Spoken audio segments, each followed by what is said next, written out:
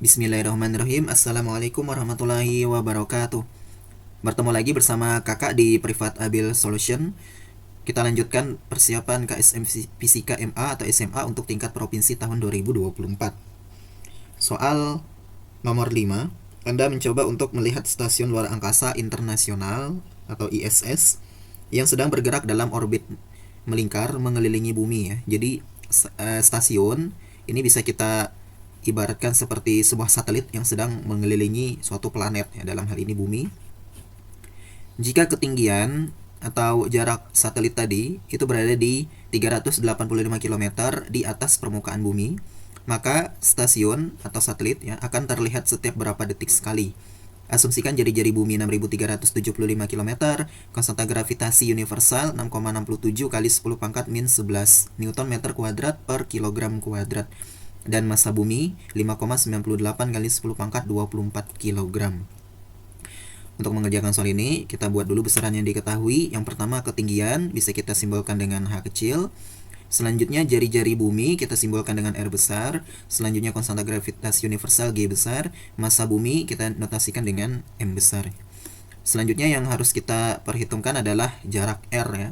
Dimana R kecil ini adalah jarak dari satelit diukur dari pusat bumi. Kakak ulangi, R kecil adalah jarak dari satelit, dalam hal ini stasiun, diukur dari pusat bumi. Nah, kalau diukur dari pusat bumi, maka jaraknya adalah jari-jari bumi ditambah dengan ketinggian ya, atau jarak dari stasiun ke permukaan bumi. Jadi jari-jari ditambah ketinggian, kalau kita jumlahkan maka nilainya 6.760 km. Ini kalau kita nyatakan dalam satuan meter berarti 6,76 kali 10 pangkat 6 meter ya. Yang ditanyakan di soal adalah periode ya. Jadi terlihat setiap berapa detik sekali, ini artinya periode. Jadi periode itu kalau di fisika artinya adalah waktu yang dibutuhkan dalam sekali rotasi ya. Ketika satelit atau stasiun mengorbit bumi membentuk lintasan melingkar, maka di sini berlaku konsep gaya sentripetal harus sama besar dengan nilai dari gaya gravitasinya ya. Jadi gaya gravitasi itu terdapat pada dua objek bermassa ya yang saling berhubungan ya. Jadi di sini ada massa satelit M kecil, ada massa bumi M besar. Ketika keduanya dipisahkan pada jarak tertentu, maka keduanya mengalami gaya tarik gravitasi atau kita simbolkan dengan Fg. Nah, untuk gaya sentripetal ini berlaku pada sebuah benda yang bergerak pada lintasan melingkar.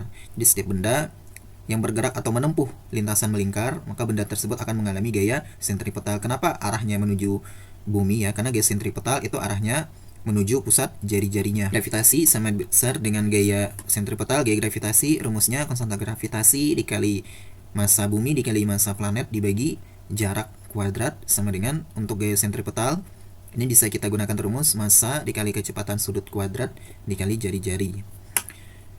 Nah, di sini bisa kita dapatkan nilai kecepatan sudut kuadrat, berarti M dengan M kecil ya, ini bisa kita coret. Jadinya GM dibagi R pangkat 3 ya, ini kita kali silang, R kuadrat dikali R jadi R pangkat 3. Maka nilai dari kecepatan sudutnya itu adalah akar GM per R pangkat 3. Apa hubungan antara omega dan periode?